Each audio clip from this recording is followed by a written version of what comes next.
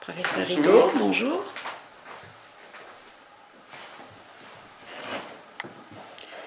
Quelles sont les causes des TCA? En fait, on me pose souvent la question. Je pense qu'il faut essayer de raisonner un petit peu comme un système à trois coups. Le premier coup, c'est ce qu'on va appeler les facteurs fondateurs, les facteurs de susceptibilité. Le deuxième, ce sont les facteurs inducteurs. Et le troisième, ce sont les facteurs déclencheurs. En gros, pour faire simple, pour qu'un malade fasse un trouble du comportement alimentaire, on va dire TCA, il faut qu'il y ait au moins deux de ces trois facteurs.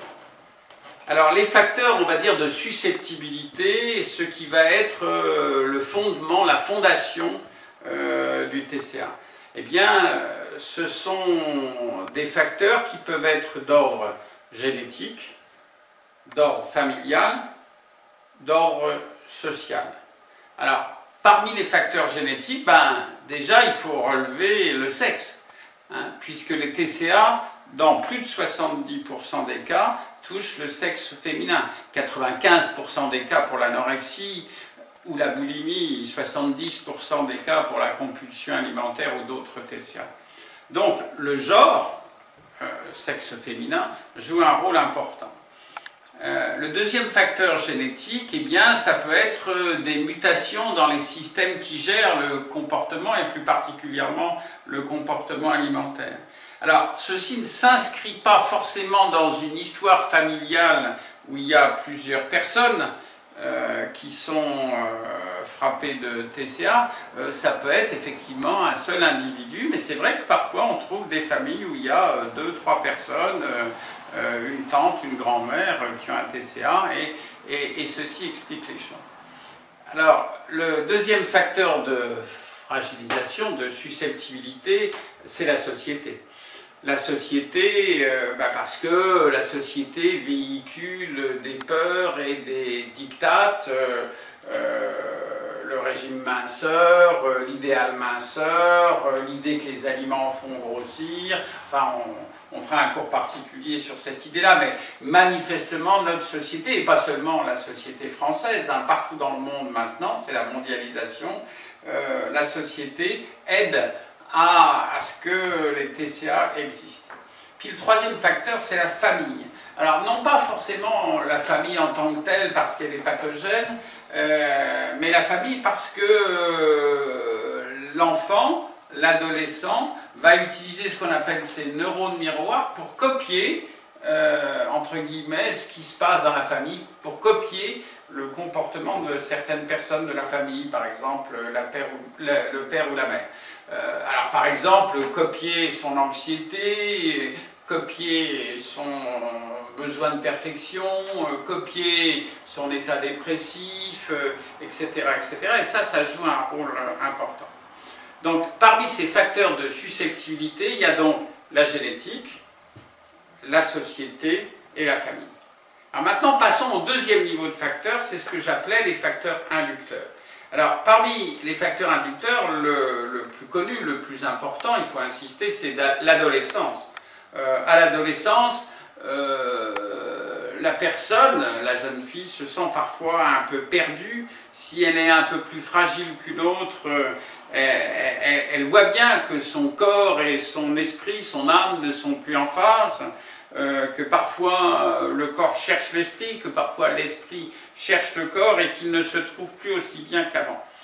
Ça lui donne le sentiment d'être fragile, le sentiment d'être en danger, et à ce moment-là, elle cherche à reprendre le contrôle, par exemple en faisant un régime, et c'est assez banal à cet âge de l'adolescence, les régimes, puisqu'on admet qu'au moins 2 filles sur 3 ont fait un régime dans l'année précédant l'interview.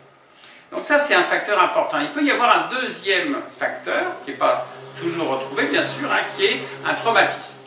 Alors, ça peut être un traumatisme banal, par exemple un harcèlement au collège ou au lycée. Ça peut être un traumatisme de la vie familiale, par exemple le décès d'une tante ou d'un grand-parent. Et puis, ça peut être un traumatisme personnel plus grave, harcèlement physique, harcèlement psychologique, traumatisme sexuel.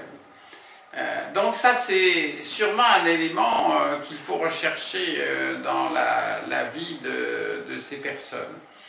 Et puis, dernier niveau de facteur, on va dire de façon assez simple, ce sont un facteur qui va être un facteur déclencheur. Alors, le plus fréquent des facteurs déclencheurs, c'est le régime hypocalorique pour maigrir.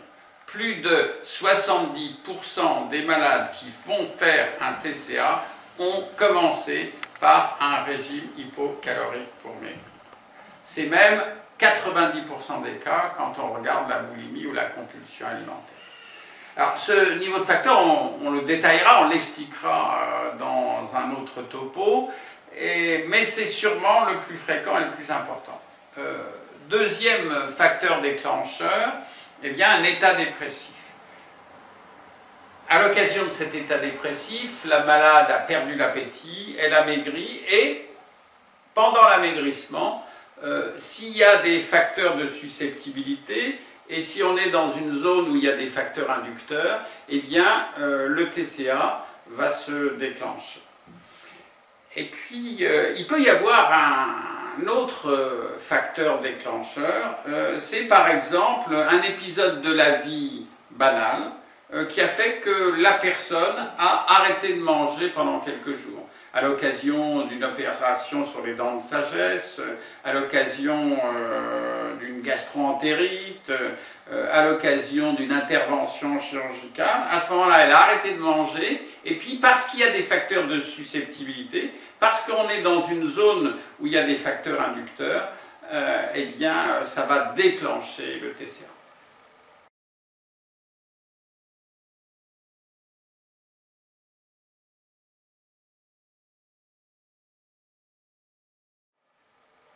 Voilà ce que je voulais dire, donc 3 niveaux de facteurs. Et puis, il faut, pour terminer, reconnaître que parfois aussi, mais c'est assez banal en médecine, on ne sait pas, on ne trouve rien.